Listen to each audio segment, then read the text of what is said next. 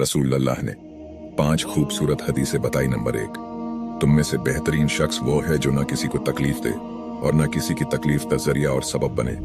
Number 2, जो शख्स दिन में 10 मरतबा सूरतुल इखलास पढ़ेगा, यानी कुल हुवल्लाहु अहद, ये पूरी सूरत पढ़ेगा, अल्लाह ताला जन्नत में उसके लिए महल बना देंगे।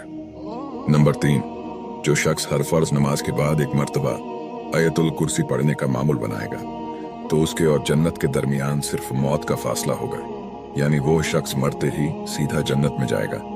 नंबर 5, जो शख्स घर से निकलते वक्त ये दुआ पढ़ेगा, बिस्मिल्लाहि तवक्कलतु अला अल्लाह ला हौला वला कुव्वता इल्ला बिल्लाह, तो अल्लाह ताला शैतान के शर से उसकी हिफाजत फरमा देता है, और जिस काम को वो निकला अल्लाह ताला उसमें आसानी पैदा फरमा देता है। नंबर 5, रसूल अल्लाह ने फरमाया, वो शख्स हरा भरा रहे, हंसता खेलता रहे, जो शख्स मेरी हदीस सुने उसको महफूज रखे और उसको दूसरों तक पहुंचाए।